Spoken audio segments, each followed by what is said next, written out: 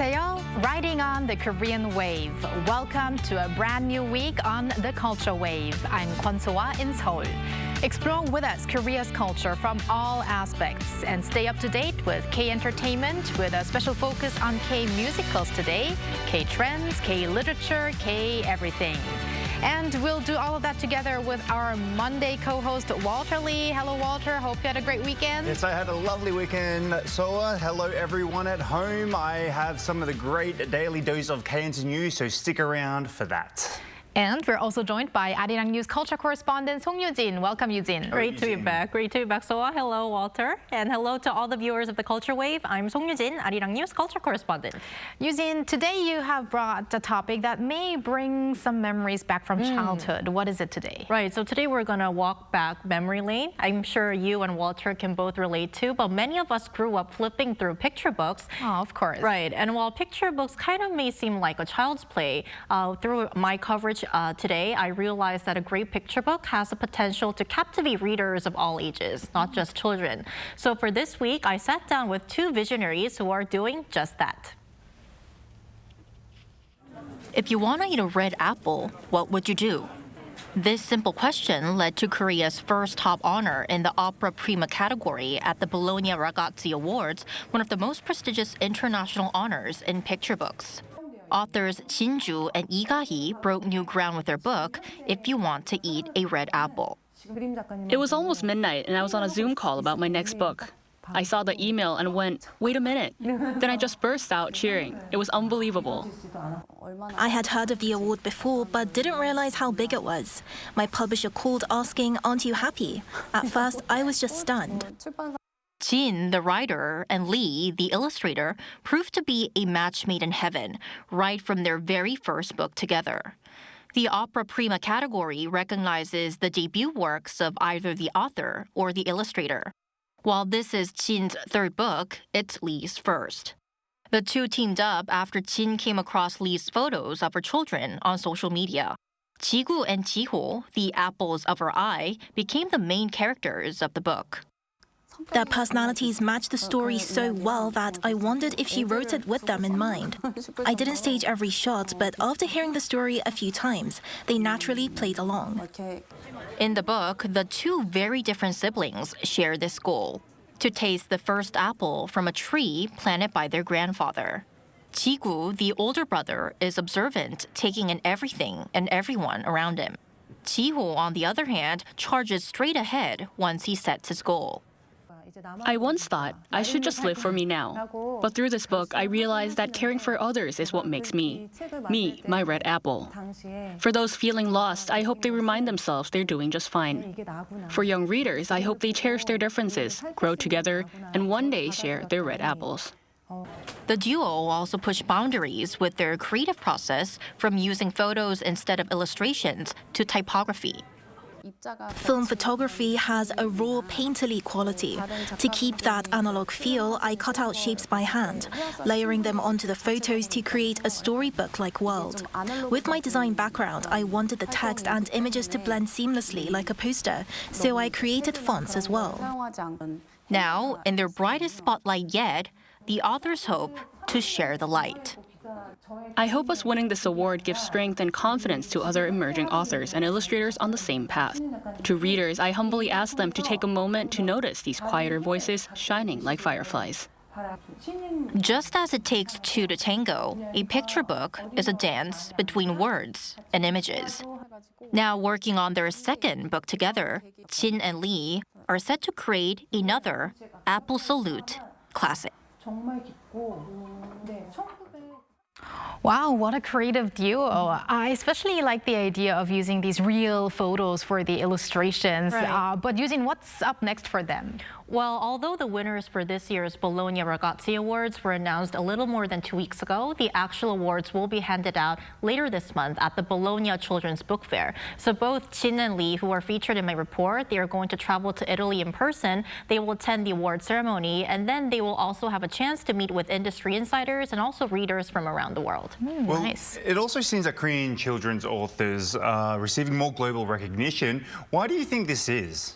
Well, first of all, it's not just Jin and Lee. Back in 2020, we had Baek Ki-na, who became the first Korean author to win the Astrid Lindgren Memorial Award. And in 2022, we had Lee Soo-ji, who became the first to win the Hans Christian Andersen Award. So I had the same question. So here's what an expert had to say about what makes Korean children's books stand out. They explore universal themes from a child's perspective. This curiosity-driven storytelling, combined with traditional values like respect for elders and family love, makes them resonate with global readers. But unfortunately, picture book authors are struggling to sustain their careers as the demand is declining due to fewer children and higher production costs because picture books have to be in hardcover format. And thus, it's really important for authors like Jin and Lee to help keep them in the spotlight. And I also want to mention that 2025 is also being celebrated as Korea's inaugural year of picture books. So hopefully this will encourage more support for the industry and industry insiders. I think I better start drawing because picture books are my favorite because the ones that have too many words are just too big for me. So Maybe we can make up a great deal. I'll write for the book And you can draw. I can draw. I'm not a great And you can edit. Oh, I'll edit. Okay. You'll be the editor, Yujin.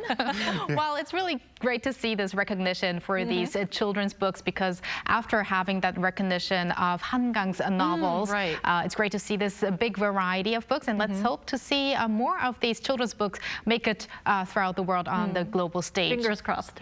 Well, thank you very much, Yujin, for that report today. Thank you.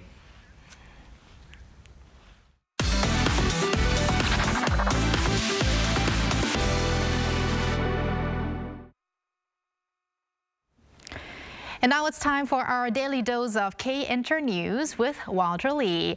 And Walter, to start off, you have news regarding BTS and to be exact, J-Hope. Yes, exactly. So on Friday, 2 p.m., J-Hope released his digital single. Now it's called Sweet Dreams, featuring American singer-songwriter Miguel. Now, talking about his new single, J-Hope did say that as soon as I heard it, I knew this was a song I had to do. So he fell in love. I love it, actually. Following its immediate release, Sweet Dreams topped the iTunes Top Songs charts in 79 countries, including the United States, United Kingdom, Japan, as well as Australia and France. Now, by 9 a.m. Saturday Korean time, it also secured the #1 spot here in worldwide in iTunes Songs and also iTunes in song charts as well. Now, also on Friday, to celebrate the release of J-Hope's new song, he held an offline fan event, Sweet Dreamland, and invited 613, quite a weird number when you think about it, but there is meaning behind it because that's actually the date that BTS debuted, which is 6/13 or June the 13th. So yes, he had a nice little offline session with 613 fans, and it was a great little celebration for his new single. And Walter, I saw you bopping your head to the song as soon as you listened to it. Yes, and great song. Yes, it is. So congratulations to J-Hope and his new single. And we have also news on another big name in the world of K-pop. Who are we talking about? We are talking about Taeyeon this time. So from Friday to Sunday, Girls' Generation's Taeyeon held her solo concert titled The Tents at the KSPO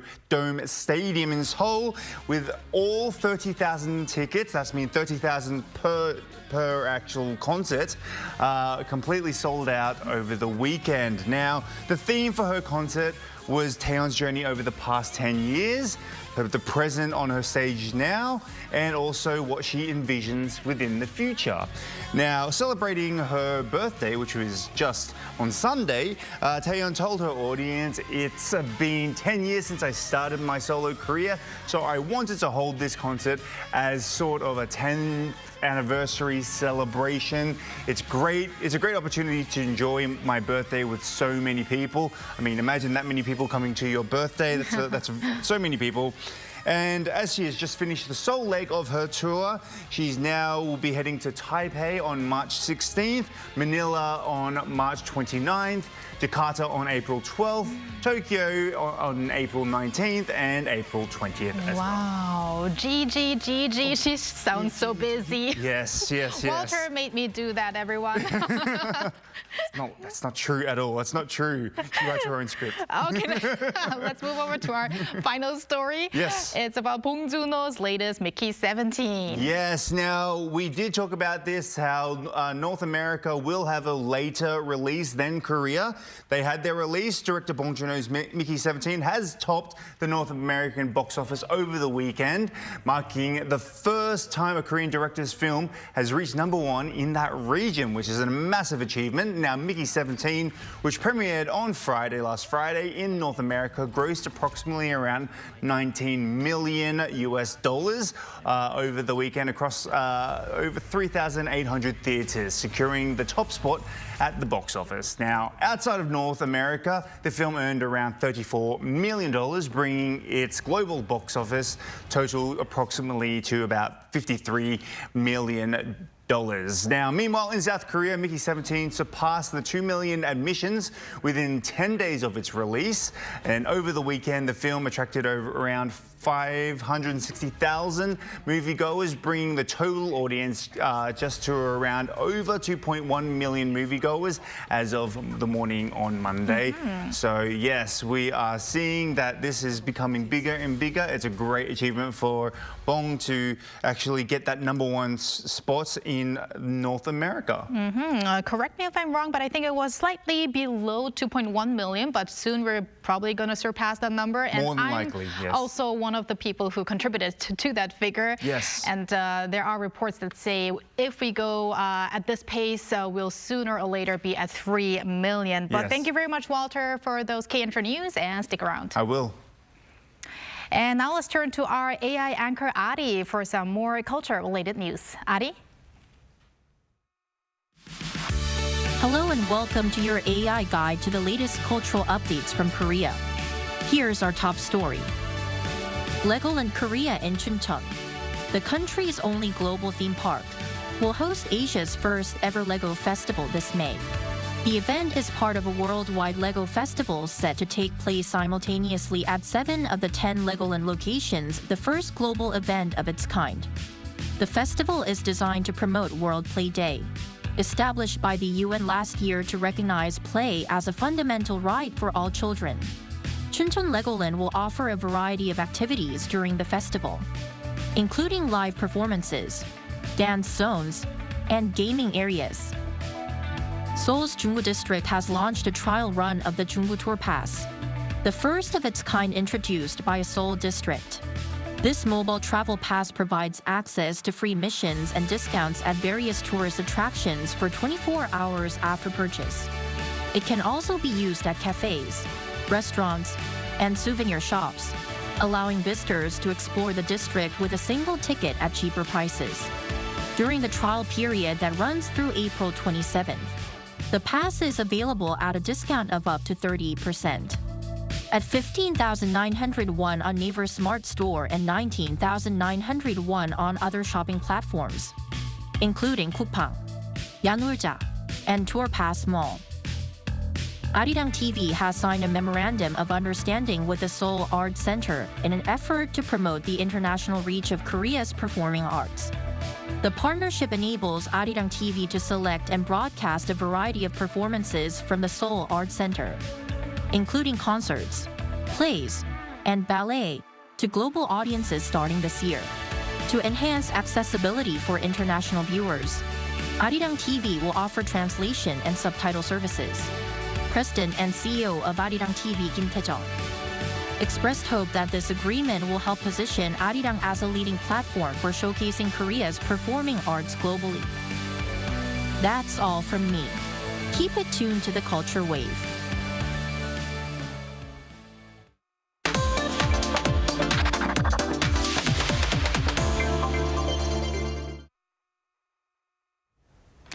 The K-romance musical Maybe Happy Ending has been getting a lot of love on Broadway since its debut in November last year. Today, we want to analyze the popularity of this genre within Korea and abroad with culture critic Professor Ji Hae-won at Kyunghee University. Welcome, Professor Ji. Hello. Hello. All right, so let's start with Maybe Happy Ending. It's Korea's original musical that's been successful on Broadway, even joining the $1 million club. That's when you surpass over $1 million in sales in a week. So what's behind this popularity? Maybe Happy Ending is a relatively small musical with only 3 cast members. So developed and premiered in Seoul in 2016. So it has been represented for 5 times with a huge popularity only in Seoul, South Korea. The work is an actually original musical based on nothing and created by American composer Will Aronson and the Korean writer Park Chun-hoo. And as you said, the story itself adds a very, very beautiful and universal. And also the numbers are smoothing blend of jazz and the chamber music. So the Broadway production is basically similar to the original work, but added one more character, the Gil Brantley, to expand the story. And Maybe Happy Ending is a straightforward romantic comedy about the 2 robots learning what love is and the value of the human connections. So as a well-constructed romantic comedy musical, and even original work has become relatively rare recently on Broadway. So I think the audiences fall in love with this musical. And I actually fell in love with one of the numbers, 사랑이란, or in English, it's when you're in love. So that number itself really wanted to watch that musical. And I think many can agree with that. I actually really love the title of the musical, Maybe Happy Ending, because everyone has a happy ending, but this one says Maybe Happy Ending. I think it's a great title. But along with Maybe Happy Ending, the popularity of K-romance musicals has been growing domestically. What are some of the most notable ones, do you think? The Maybe Happy Ending creators' new musical, Ghost Bakery, recently closed its first run, and it was a love story about the human and the ghost. And another one is Once in a Summer, is one of the recently produced musical based on the 2006 movie of the same name, and starring Lee Byung-hun and Sue. Maybe you guys remember about the movie. And the On Your Wedding Day is another one based on the 2018 movie of the same title, starring Park Bo-young and Kim Young-gang, and it will be opening later this month. Right, we're going to talk about 그해 여름 in a bit, but unfortunately we do remember. That's how old we are. But now let's move on to the 청춘 or youth romance theme itself, because we talked about movies that evolve around these romance stories. So do you see a connection between that trend and the popularity of this genre within the musical scene? The movie and the musicals. Yeah, actually the primary target audiences for a musical in South Korea is 20 to 30 females. And the romance movies or TV series are also targeting the younger generation. So I think the romantic stories are attracting more young female audiences these days. And this trend would be continuous for a while. And I have to agree to that because Professor Ji, a musical that you recommended to me, I watched it just last week and I realized that the audience was 95% female, and it's not an exaggeration. So I guess, yes, this is really important, the target, the 20s and 30s females. Yes, well, you mentioned before the Korean musical Once in a Summer, or 그해 여름 in Korean, which was based on the Korean movie, recently came to a close. Now, please tell us about how this production and how well it was received.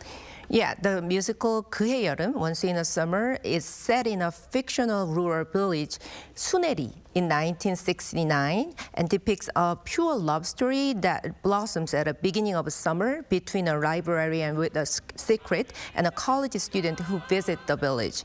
So the main musical version, the musical version follows the main story structure of the movie, combined with beautiful numbers, which is even more romantic than the movie.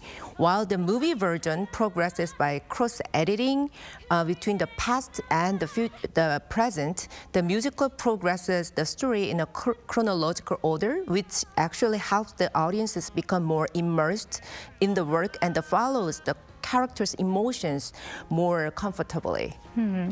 Now this one's come to an end, but there's also one that's coming up, which is On Your Wedding Day or 너의 결혼식. I remember watching this movie because this is also a romance musical that's based on a movie. So this will start running on March 20th, but already the ticket sales have shot up so high, ranking first. So what are expectations of this one? Actually, the On Your Wedding, the movie is kind of famous both in Korea and other countries. So the On Your Wedding contains the story of Seunggi, who believes in fate, and Wooyeon, who falls in love with her in the first place. So the eventful first love journeys tells a lot of stories to the audiences. So according to the production company, the musical version retained the fun and the emotion of the original work, and while enriching the story and the characters to delightfully deliver the memories of the first love. Actually, the original movie was also remade in China, as we talked a few weeks ago. Right. Last time we talked about Taiwanese movies made into Korean movies, but this is like the other way around, a Korean movie made into a Chinese new version. So it was very popular in China as well. So we can look forward to seeing the musical version advance overseas in the future as well. Let's hope so. That's very interesting, but how big of a focus has there been on the genre of romance in the Korean musical industry? Obviously, it's a very romance in K-dramas is huge. I mean, but when it comes to musicals, and what are the themes of features that often appear in a K-romance musical? Especially for the smaller musicals in Daehangno, the romance is one of the steady selling genres because it could be created with relatively smaller cast members.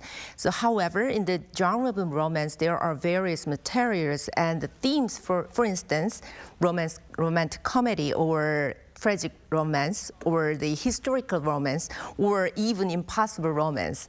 So one of the long-running romance musical in Daehangno is Finding Mr. Destiny, Kim Jong-uk 찾기, which is premiered in 2006 and still running. So it is a long-running musical. So actually, the production of many romantic musical dates back to about 15 to 20 years ago, and I think the trend seems to be coming back recently. So many Korean musicals are based on the historic facts and our characters, and even romantic musicals are as well, and are based on the real love stories. For instance, La Hest, which is playing in Daehangno, which is opening in first run later this month, delivers a true love story of a Korean female essayist and painter Kim Hyang-an, whose first husband was poet Lee Sang, and her second husband was painter Kim Hwan-gi. And another example would be Natasha, the Right Donkey, and Me, which is a true love story of a Korean poet Baek Seok. Now, Professor T, what makes these musicals special in terms of having that combination of K-romance features, but also Western romance musical features? The Korean romance genre contains the sentiments of Han or Jong, so that stems from the Korean historical and social context, especially in the romance stories with the historical backgrounds. So I think while Western romance stories focus on more individual love, the Korean romances rather expand on social and the cultural messages from the larger perspective. I see. So Han would be, if we would translate it in English, it would be that kind of sadness. And with Jong, it's kind of that connection that you have between friends and families. It's a very difficult term to explain to Western people, but it definitely is shown in many Korean contents. Now, last but not least, what is needed to keep the popularity of K-romance musicals alive, or what's expected to be the next trend? As we can learn from the case of Maybe Happy Ending, if Korean romantic musicals wants to appeal to global audiences, I think delivering love stories that can be understood universally without understanding the historical or social backgrounds is important. So I believe it is necessary to create the K-romance musicals that reflects Korean characteristics while also appealing to the wider audience. Well, love is something universal, Right. so I guess we will, in the future, see more of these musicals, K-musicals, romance musicals, and I hope they make it big on the international stage as well. And thank you very much, Professor Ji, for today, for your insights, and see you next time. Thank you very much. And thank you, Walter, as always. We are going to see you back here tomorrow. See you tomorrow. Thank you for spending the past half an hour with us on the Culture Wave. Please join us again tomorrow on Tuesday at 2 p.m. Korea time, and maybe one day here in Korea.